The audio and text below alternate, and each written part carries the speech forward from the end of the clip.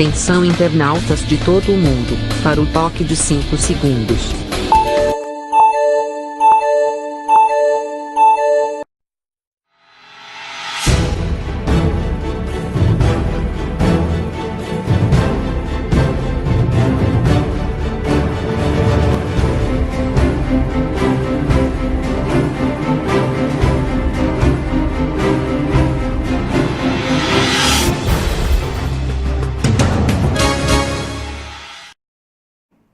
Alô, gente amiga, começando mais um programa Sérgio Cruz aqui pela viamorena.com. O programa de hoje, no papo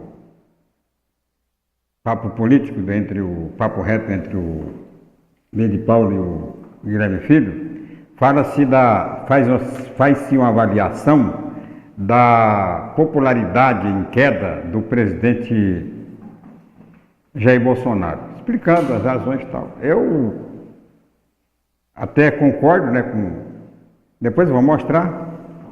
Agora o que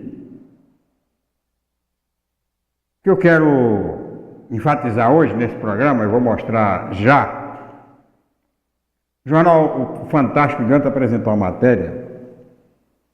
Eu falo uma matéria recorrente, né, até porque a gente já tem falado desse assunto aqui, com uma certa impertinência. O problema de Bonito. O problema do complexo turístico da Bodoquena inteiro, que está correndo risco.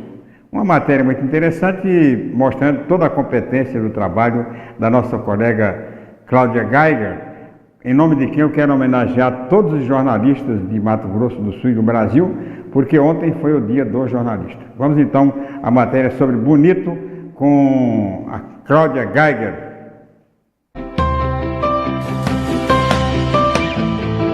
Estamos na terra das águas cristalinas.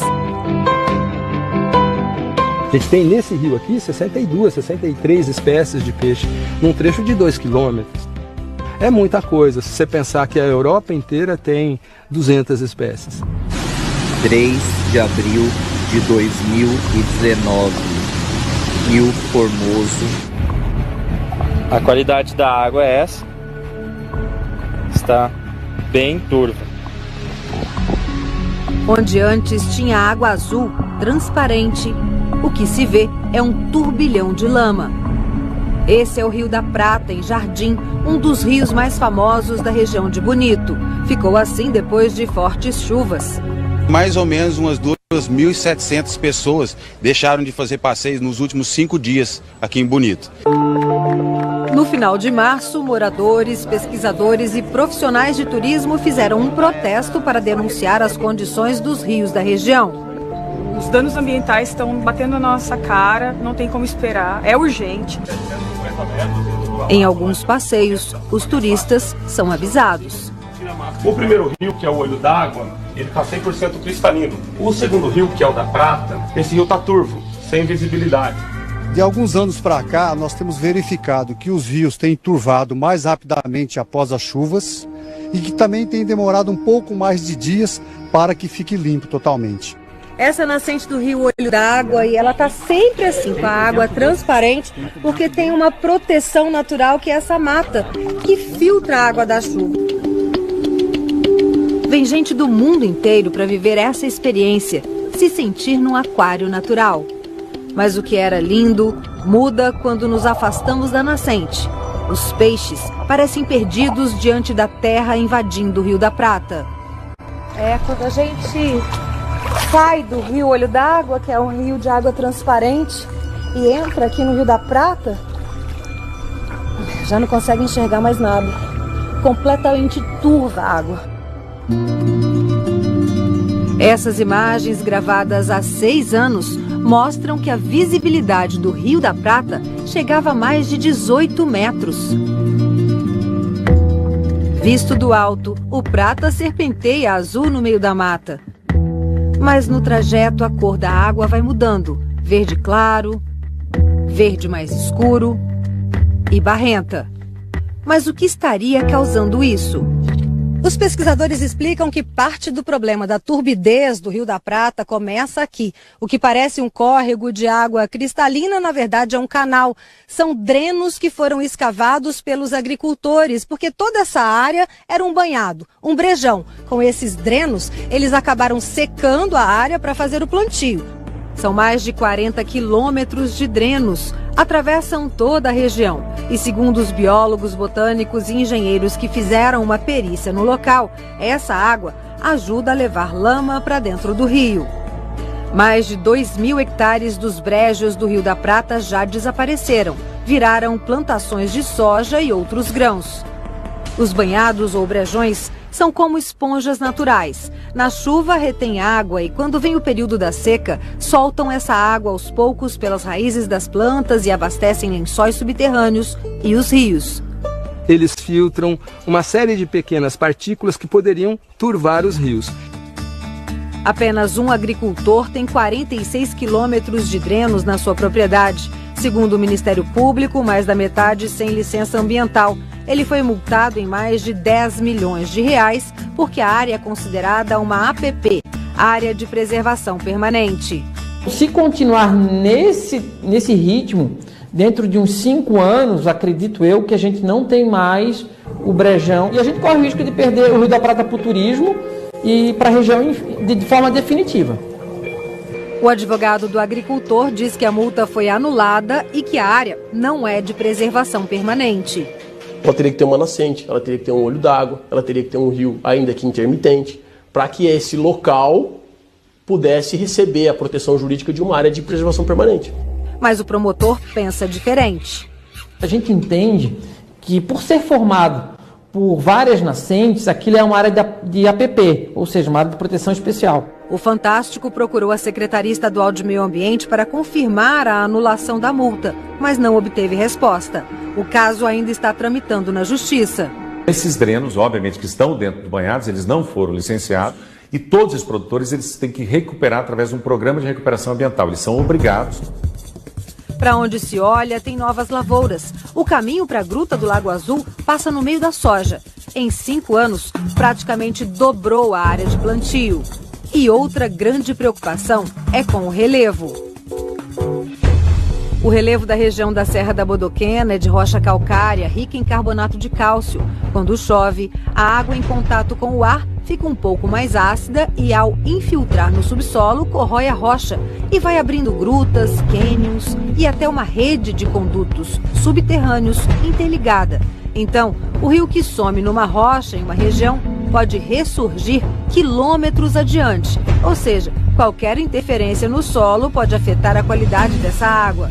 Em março, a nascente do Rio Formoso expeliu lama do fundo da rocha. Segundo a pesquisadora Lívia Cordeiro, essa terra que brota na nascente pode ter sido trazida pelas chuvas de áreas onde o solo está sendo muito mexido. Hoje, um dos grandes problemas da questão da qualidade da água é exatamente a não utilização de técnicas de conversão de solo adequadas. Então, o governo do estado ele resolveu obrigando a todo e qualquer produtor dessa região, da bacia do Rio da Prata e da bacia do Rio Formoso, que ele apresente ao órgão ambiental um projeto de microbacia e conservação de solo. Esse decreto só foi apresentado há 17 dias. Um dia depois do Fantástico pedir uma entrevista com um representante do governo do estado. Mas quem já plantou só tem de fazer obras de conservação se tiver causado dano ambiental. Eu acho que é uma série de coisas. Tem muitas estradas abertas em passeios, tem muitas estradas abertas em chácaras que hoje de contemplação, que toda essa água corre para dentro do rio. Os caminhos de terra estão mais movimentados e não foram adequados para isso. E há construções na beira dos rios. Em pouco mais de 10 anos, mais de 5 milhões de pessoas visitaram a região.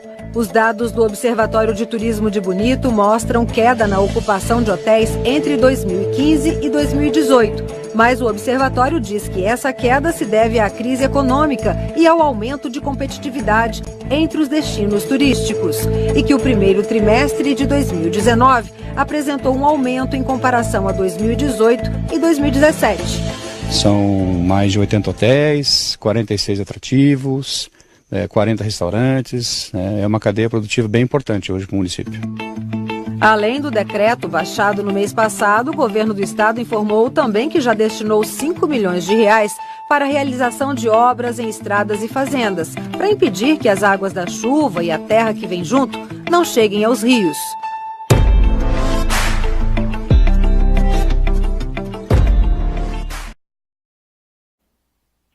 Pois é, eu quis mostrar essa reportagem porque eu tenho insistido aqui, já as pessoas que acompanham esse programa são testemunhas disso, com esta preocupação na preservação desse complexo turístico de Mato Grosso do Sul. Agora, nós entramos numa época da política nova, a política do politicamente incorreto. Quer dizer, tudo aquilo que é tido como politicamente correto não deve ser levado em consideração. Ismael Azevedo Monteiro, estão acabando com nossos rios, nossos afluentes. Eu falava, o Ismael falava exatamente isso. A gente tem tido essa preocupação. Como a gente vive numa época do politicamente incorreto, pelo menos foi essa pregação feita durante toda a campanha eleitoral pelo Bolsonaro, e que ele chegou a usar o discurso dele de posse, né, que ia de encontro com tudo aquilo que fosse politicamente correto. Esse politicamente correto, para mim, está extremamente desgastado, né? Então, eu prefiro aquilo que é certo e aquilo que é errado. E acho que pode-se até mudar, né? Criar novas prioridades para atender interesses de ordem política e ideológica. O governo acha que é politicamente correto ou incorreto as multas, né? Vamos flexibilizar as multas e as licenças e tal. Vamos acabar com a indústria da multa e com a flexibilização e vamos criar a flexibilização das licenças ambientais. Certo? É isso que a gente ouve. Agora, é preciso tornar essas coisas muito práticas, né? Para você chegar a essas conclusões, medir, pesar e medir, mensurar o que a gente vai ganhar e o que a gente vai perder com o que está acontecendo na região da Bodoquena, na região de Bonito, tudo é Bodoquena ali, Jardim e tal. Esse grande complexo turístico que a gente tem e que já custou uma verdadeira fortuna e já projetou o nosso estado para o resto do mundo. Bonito é hoje um dos destinos turísticos mais apreciados do mundo. Muitos milhões de reais já foram investidos em Bonito, Bodoquena, estão sendo investidos ainda na Bodoquena e muito em Bonito. Dinheiro da iniciativa privada e dinheiro público, né, com estradas, com infraestrutura. Bonito, por exemplo, é uma das cidades mais bem estruturadas em termos de água e saneamento básico. Agora, é preciso saber o que o governo, a nova política quer. Se é preservar o turismo de Bonito ou se é acabar com o turismo de Bonito. O Elton Teixeira, muito obrigado pela audiência aí em Bonito. Depois você dá uma melhorada nesse monitor para eu ver que eu não estou conseguindo enxergar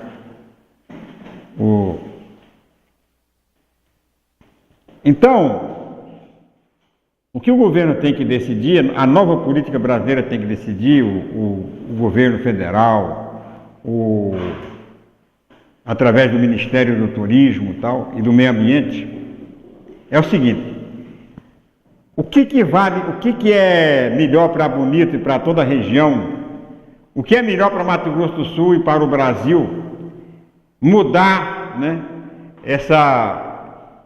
o turismo, acabar com o turismo bonito e passar a prestigiar a produção agrícola. Porque as duas coisas não combinam. Até porque não se tem uma política de convivência, né, de sustentabilidade, não existe isso. Não dá certo. Você tem que fazer uma opção, o governo tem que fazer uma opção. Bom, aqui vai ser turismo.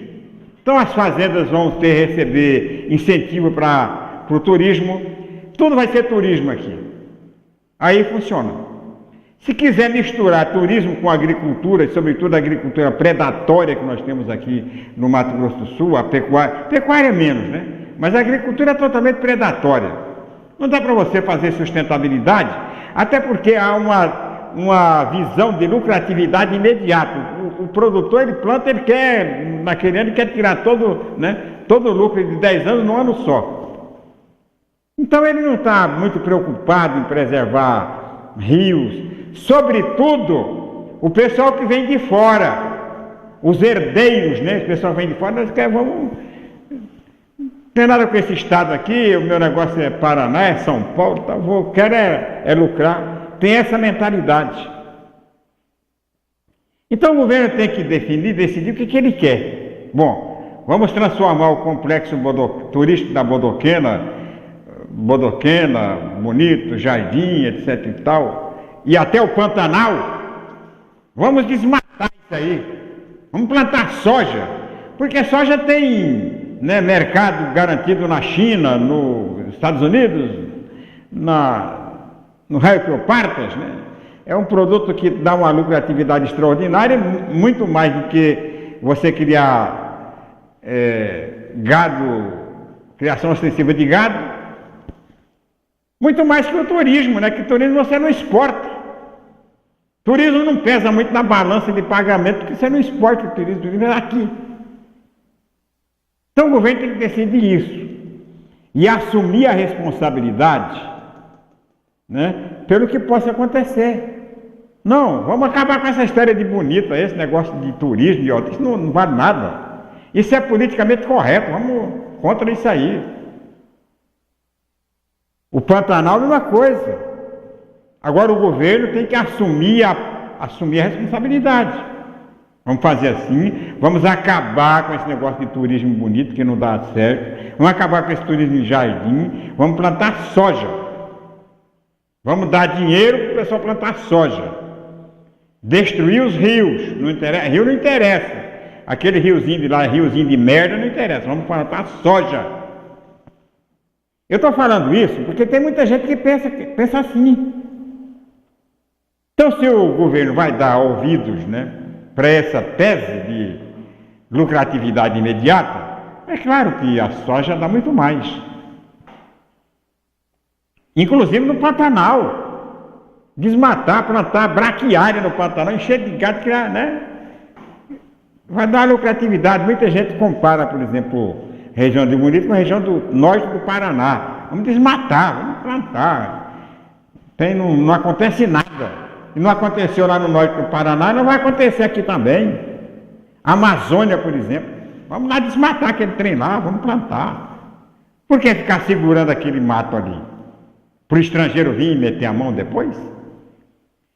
São teses defendidas e que muita gente acredita nisso aí, tem que ser assim mesmo, tá? Acabou. Ivan Regis.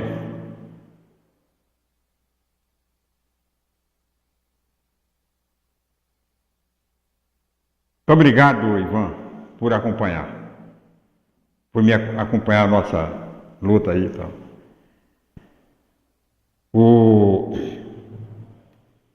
Então, a Amazônia, por exemplo.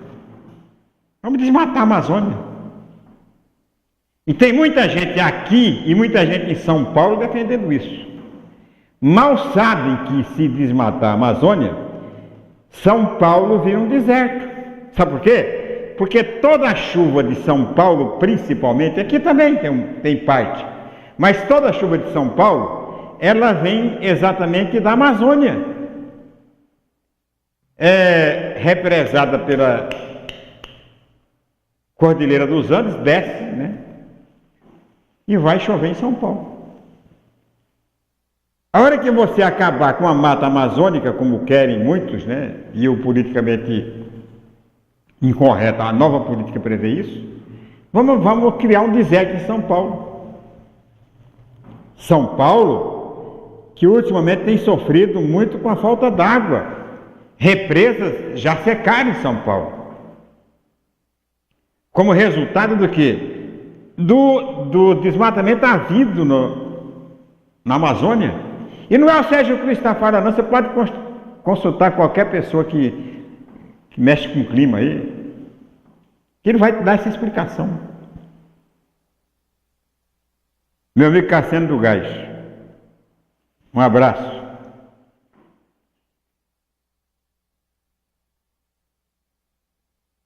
Então,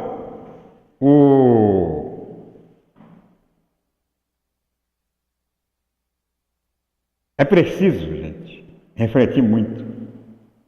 Eu não sou nenhum radical, não sou um homem de extrema direita, não sou um homem de extrema esquerda, não sou extrema defensor da ecologia, não. Eu defendo tudo aquilo que é certo e aquilo que é errado. O que você acha? Vamos acabar com esse negócio de turismo aqui no Mato Grosso do Sul, que não dá certo. Vamos plantar soja, que soja é o que dá dinheiro. É que está tendo cotação na Bolsa Internacional, é o que a China compra. Vamos acabar com esse negócio, essa história de turismo, Pantanal, essa história não existe. Vamos acabar com a Amazônia, né? Já enfrentou a frente, né, agrícola da Amazônia? Vamos criar um novo sul do país, um novo Paraná, tal. Novo São Paulo, né, ali. É isso aí que quer. Agora, o governo tem que ser muito claro nisso aí. Principalmente o governo federal, que é o introdutor da nova política no país. Muito claro o que quer. O que o governo defende.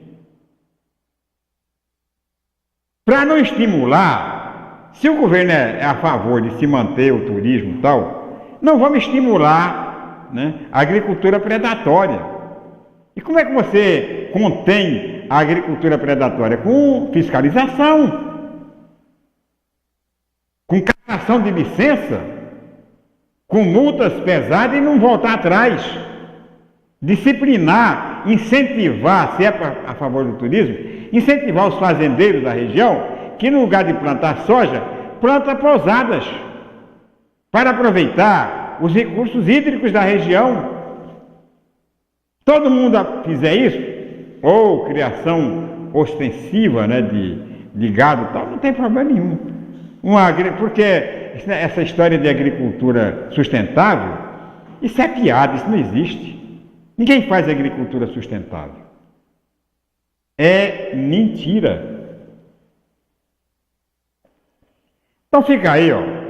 Mostrei essa reportagem para vocês para reafirmar, ratificar o ponto de vista das pessoas de bom senso com relação ao turismo em Mato Grosso do Sul. Não se vai destruir, né, por conta de uma propaganda imediatista, uma solução que já está, uma coisa que está dando certo. Que você viu a cor do rio? Você vai fazer o que em Bonito hoje? Para ver aquela água turva? Não vai.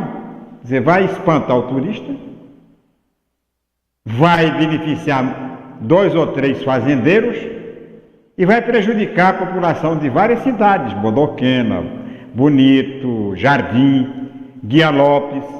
São cidades que tendem a acabar ou se transformar em taperas se acabar o turismo. Foi a fórmula encontrada pela própria sociedade local de desenvolver, de se criar uma fonte de riqueza permanente, que é o turismo. Já teve lá na região um tal de pastor Moon, reverendo Moon, que quase que detonou o Rio da Prata. Tem hoje o Rio Miranda, estava vendo aqui um áudio que o Edson estava me mostrando, de um cidadão lá que trabalha com turismo no Rio Miranda, que também já não tem mais pesca no Rio Miranda. Porque A água está suja. Está suja por quê? Porque há uma agricultura predatória, fazendeiros relapsos e que tem a cumplicidade dos órgãos de fiscalização, que estão enchendo o rio de barro, como estão fazendo com os rios turísticos, Rio da Prata, Rio Formoso, Rio Mimoso, tal, que estão nesse estado lastimável. Isso é uma pena, né? Estado lastimável que estão esses rios em nosso estado. No Papo Reto, daqui a pouco, o B de Paula e o Guilherme Filho vão abordar a popularidade medida, né, do presidente Bolsonaro depois do tempo em Brasília e no Mato Grosso do Sul.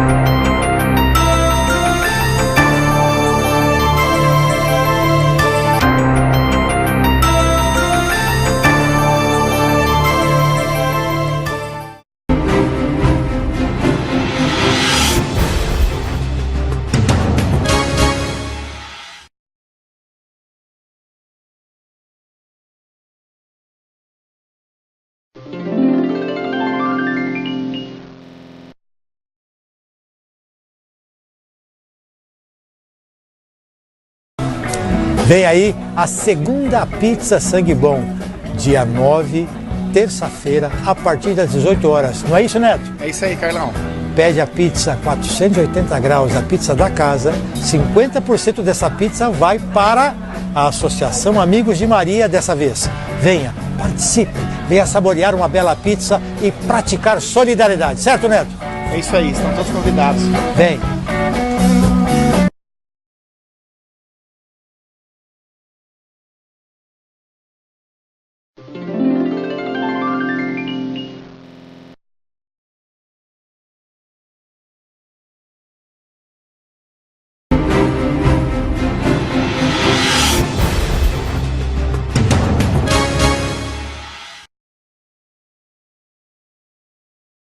Voltando com o programa Sérgio Cruz aqui pela via morena.com,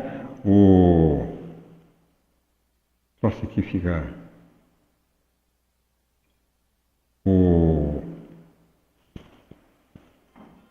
prefeito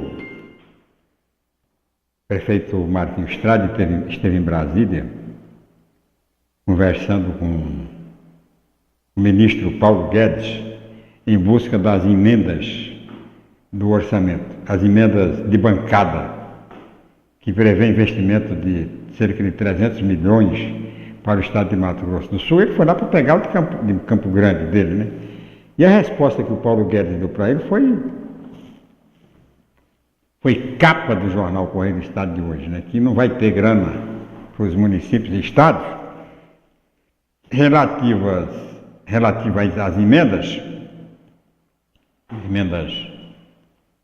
parlamentares, até que seja aprovada a reforma da Previdência.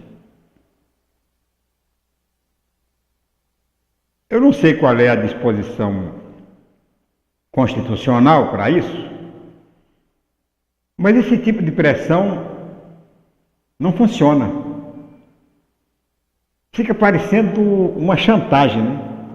Ou aprova do jeito que nós queremos, ou nós não liberamos o dinheiro. Uma pressão para aprovar às pressas a reforma da Previdência Social. Eu tenho dito, né, com muita insistência, porque eu conheço a política brasileira, de vez em quando eu piso na bola, né? E eu quero até estar errado na minha avaliação relativa à reforma da Previdência. Eu simplesmente acho que essa reforma não vai passar. ela não passa porque, imediatamente, ela atende interesses apenas do governo, do presidente da República, dos governadores e dos prefeitos.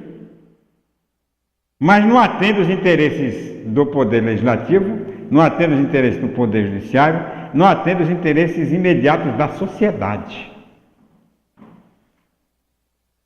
Por quê?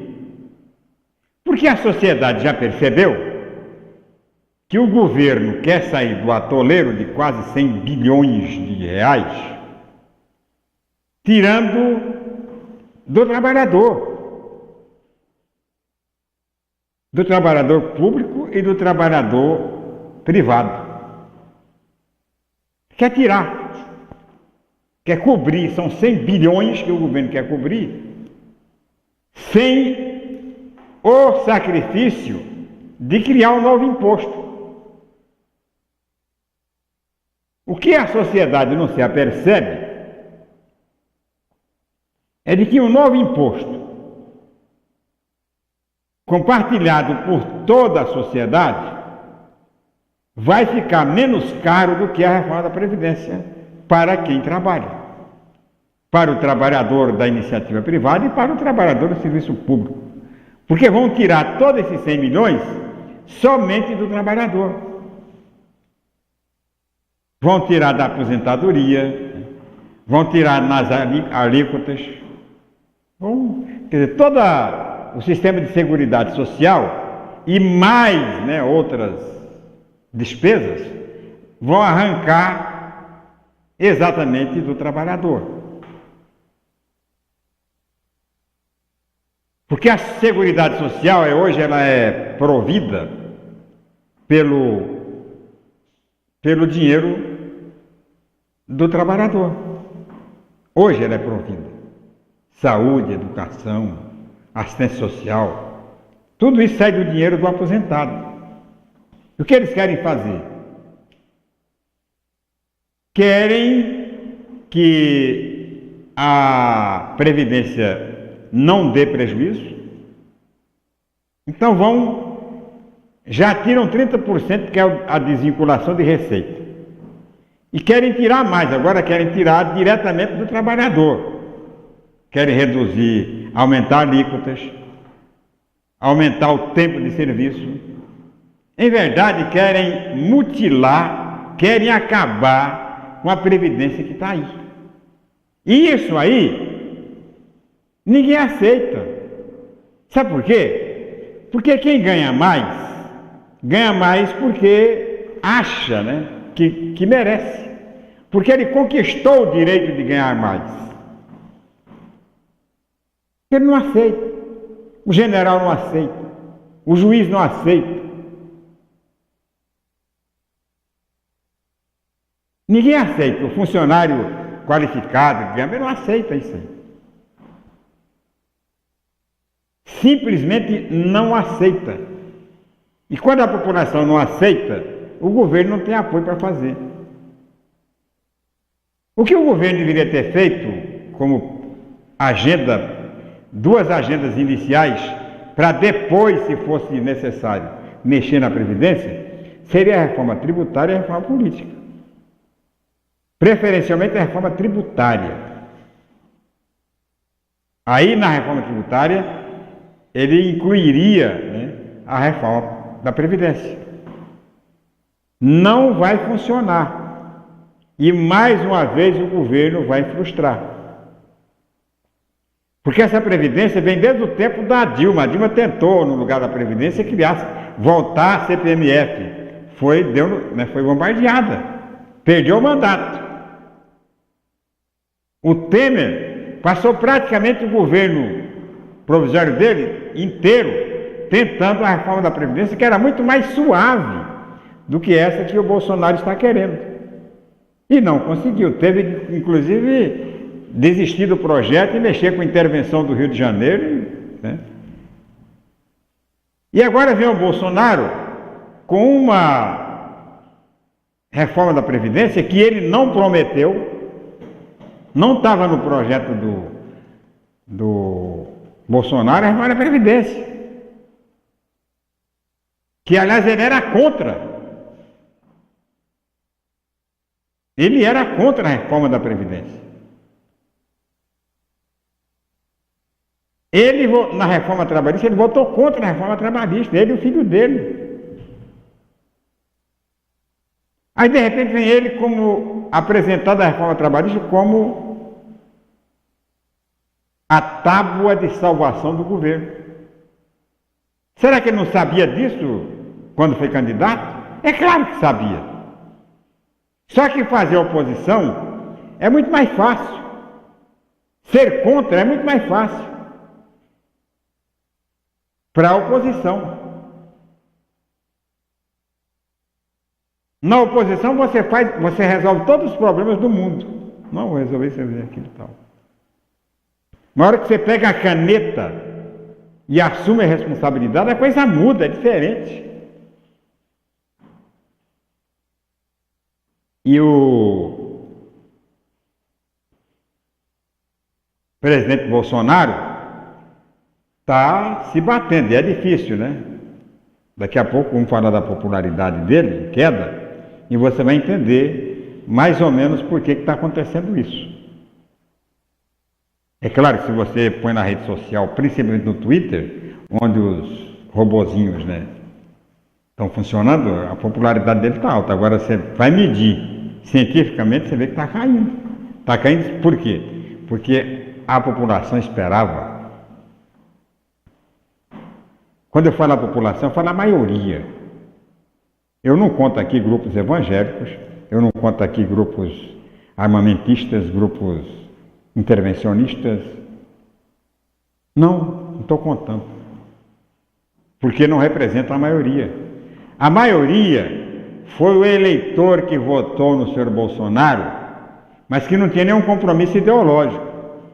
Votou porque estava de saco cheio dos políticos, mas votou na expectativa de que ele seria a salvação da lavoura. Ele vai resolver. Os políticos não resolvem, mas ele vai resolver. Essa foi a maioria esmagadora que votou no Bolsonaro para evitar a volta do PT. Ou não foi? É claro, não se tira aqui a validade da militância dos evangélicos que querem, o que os evangélicos querem, será que vão ficar satisfeitos só com isso? A mudança da embaixada de Israel de Tel Aviv para Jerusalém. Porque eles acham, segundo os estudos, segundo a escatologia, que Jesus Cristo vai voltar no dia que Israel tomar conta de Jerusalém, que os judeus tomarem Jerusalém, que Jerusalém volta a ser só judeu. Eles acreditam que Jesus vai voltar. Os armamentistas, que acreditam que na hora que todo mundo tiver uma arma na cintura, aí não vai ter mais violência, vai acabar a violência. Uma forma de você controlar a violência é armar o cidadão de bem. Por quê? Porque o bandido tem direito. Se o bandido tem direito, o cidadão de bem também tem o direito. Então, todo mundo armado, acabou a violência. Acabou a violência. E o horário de verão. Aliás, no horário de verão, eu quero dizer que das medidas tomadas até agora pelo Bolsonaro, a única que realmente me satisfez pessoalmente foi esse negócio de acabar com o horário de verão. Que fazia economia de energia, mas tinha problema de saúde e tal. Segundo o deputado Ovando, né? Foi quem mais defendeu, sempre defendeu o final acabar com esse negócio de horário de verão. Bem, mas vamos então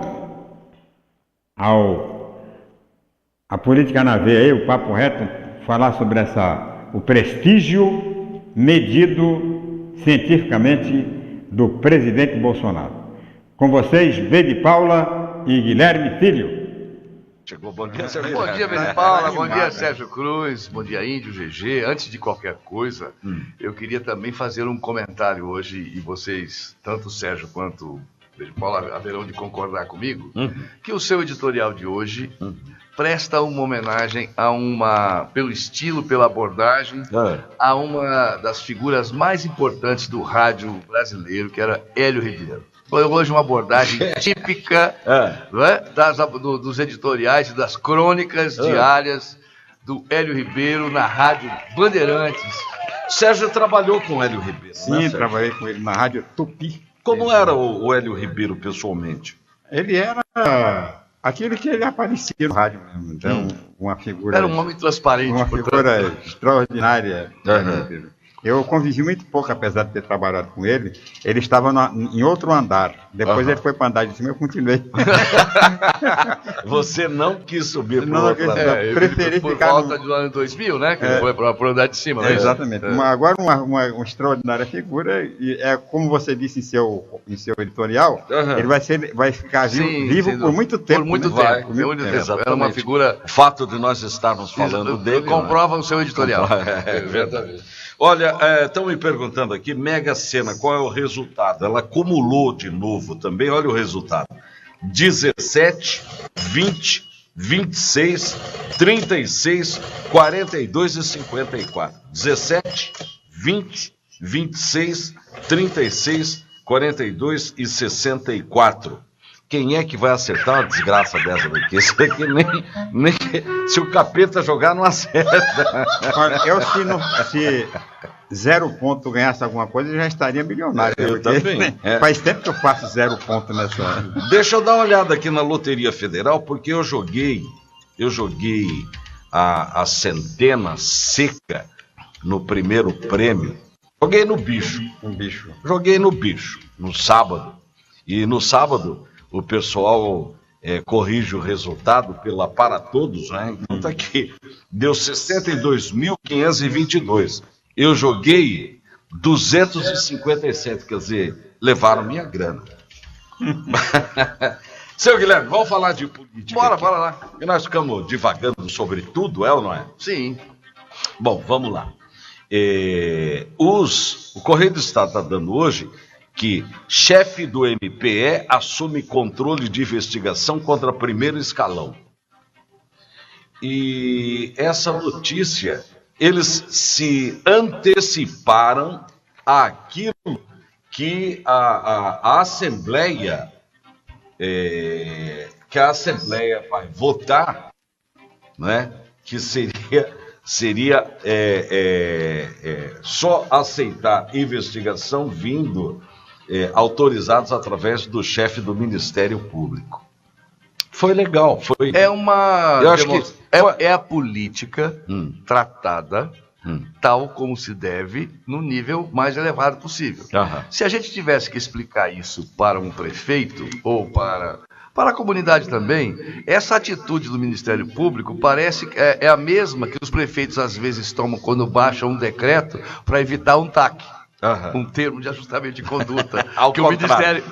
Ao contrário. Exatamente. Que o Ministério Público costuma propor aos prefeitos. Agora, dessa vez, iam propor para evitar a lei, para evitar a votação pela Assembleia Legislativa, eles baixaram, se não me engano, uma resolução do Colégio de Procuradores, não é isso? Que estabelece, em linhas gerais, ou de forma bastante próxima daquilo que pretendia a Assembleia, né, eles próprios adotaram a medida. Mas eu acho que mesmo assim, a Assembleia não vai deixar de votar.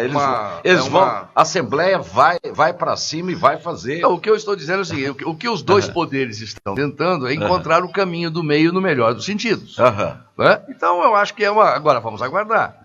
Eu acho que já houveram algumas tratativas envolvendo o Procurador-Geral de Justiça e o presidente da Assembleia Legislativa. Né? E agora eles estão. Essa medida pode fazer com que se aproximem de um entendimento. Né? Eu acho que essa é uma expectativa do que tem. E a semana começa marcada, Pedro Paulo, por essa avaliação do Datafolha, né, dos primeiros 100 dias do governo Bolsonaro. Por menos que o Bolsonaro goste de comentar a Folha, o Brasil inteiro está comentando, né, a pesquisa do Datafolha. E os índices mostram uma que eu costumo dizer que é um grande zero. Né? É um grande zero. Quando você tem o bom e ótimo, o regular e o ruim e péssimo iguais, ou praticamente iguais, né? Você não chega a ser um quadro ruim, mas também não é um quadro bom, portanto é um zero. Né? Hoje o governo federal, se não tem condições adversas no seu diálogo com a sociedade, né, não tem também favorável, portanto tem condições nenhuma. Essa é o limbo, né? Quer dizer, ele ainda não começou, né? Para nós que estamos do lado de cá, a gente ainda não sentiu o efeito da presidência do Bolsonaro. Então, talvez não seja bem isso. É bastante preocupante, sim. Porque, na verdade, quando começa, você tem em seu favor, né, a expectativa positiva. Quando você realiza, você tem a seu favor o resultado positivo daquilo que você fez. Quando você, neste período todo, chega a zero, né, você pode ter um desafio muito grande pela frente, que é um esforço muito grande para iniciar tudo de novo. O que em física os físicos falam da tal da inércia, né, inicial, que é ou seja, é uma grande pedra. Para mexer, depois que ela está rolando, é fácil fazer ela rolar. Ela adquire energia potencial. Exatamente. Até adquirir energia potencial, é um esforço muito grande. É um esforço muito grande. Então, deixar que chegue a zero, entendeu? Pode fazer com que fique muito difícil. E o que você tem na agenda positiva do governo sinalizada um pouco antes desse momento? A confusão da reforma, né? A dificuldade para a reforma, que parece que no parlamento começa a prosperar. Mas tem essa dificuldade. E algumas propostas que são, no mínimo, discutíveis, tipo acabar com o horário de verão, acabar com a tomada de 3 pinos, medidas de muito pouco impacto diante da expectativa, que é crescente. Olha, eu já daria nota 10 para ele, por acabar com o horário brasileiro de verão, horário mais desgraçado que eu já vi. Isso faria com que nós, do programa Boca do Povo, realmente tivéssemos um alívio importante. Já que vocês estão filosofando aí, da filosofia partindo para a matemática, importante salientar o seguinte: o Bolsonaro está no começo do governo dele, né? Sim, então tem tudo para remover as pedras, etc. Tal. Mas e vale citar um número aqui importante: a presidente Dilma foi a mais, nos 100 dias, ela foi a mais bem cotada, né? Ela teve 70 e tantos % de apoio da população. E deu no que deu, né? De repente. De repente pode dar no que... de repente começando do pode zero... Pode dar no que deu, né? Começando do zero pode melhorar, né? Vamos apostar nisso, né? Não, o Sérgio faz a teoria do copo meio vazio e meio cheio. Né? Se a Dilma foi muito bem e deu no que deu. Né? Então pode ser que alguém indo muito mal melhore. Mas alguém diria também, se a Dilma, que tinha tudo isso, deu no que deu, imagine cara que tá sem nada. Não é a mesma teoria do copo meio vazio e do copo meio cheio. Olha a Dilma falando. Portanto, não é 30%. Está entre 7,5% olha a Dilma ensinando matemática. Mais 12,5%. Não se trata de 30%. Imagina a Dilma, professora de matemática. Ninguém gosta de matemática com ela, o camarada ia detestar, ia querer matar os matemáticos. Agora, para que os nossos ouvintes e assinantes compreendam essa conjuntura, ou possam, cada um a seu modo, analisar, né, é bom que se diga isso. Né? É bom que se diga isso. O grande zero é um grande zero. Não é um mal em si, né? Mas também não é um bem. Bom. Poderia ser diferente? Sim. Havia expectativa de que fosse diferente, de que se melhorasse? Sim. Existem críticas sendo feitas. Aliás, me parece que agora os fatores geradores de críticas internas estão sendo afastados, neutralizados e deve ser, inclusive, hoje o ministro da Educação deve ser demitido, ao que se especula também. E aí, com isso, o governo se arruma para enfrentar a realidade. Sim, claro. Vencer a eleição é uma coisa, governar é outra. E entender a distinção que existe entre uma e outra também é necessário. Agora, a reforma Desculpe. Pois sim. A tal de reforma da Previdência é uma agenda totalmente questionável, né, do ponto de vista de que só interessa para prefeitos e governadores e o presidente da República. E para o mercado financeiro. E para o mercado financeiro. Quer dizer, o governo deveria ter começado com a reforma tributária, né? Que essa que era muito mais importante. Então, eu acho que com essa agenda ele pode quebrar a cara, até porque esta reforma da Previdência não vai ser aprovada, por mais que ande no Congresso Nacional. O senhor tem dito isso daí com muita frequência aqui no programa, que não vai ser... Não vai ser aprovada. Vai sair, se sair, um pequeno ou um grande Frankenstein, né? Que não vai resolver nada. Na visão do Sérgio Cruz, a montanha poderá parir um rato. Um rato, exatamente. Quero cumprimentar o deputado federal Luiz Ovando, porque ele que saiu primeiro nessa de acabar com esse horário brasileiro de verão que não economiza bosta nenhuma, que acaba complicando a vida de muita gente. Parabéns, doutor Luiz Ovando. Parabéns mesmo. Principalmente para nós que levantamos. Exatamente, eu tinha que levantar de noite ainda. Seu Guilherme, vamos embora? Um abraço, prazer em vê-lo. Bom dia a todos, bom dia aos assinantes do Via Morena, aos ouvintes da Difusora. Amanhã estamos de volta. Legal.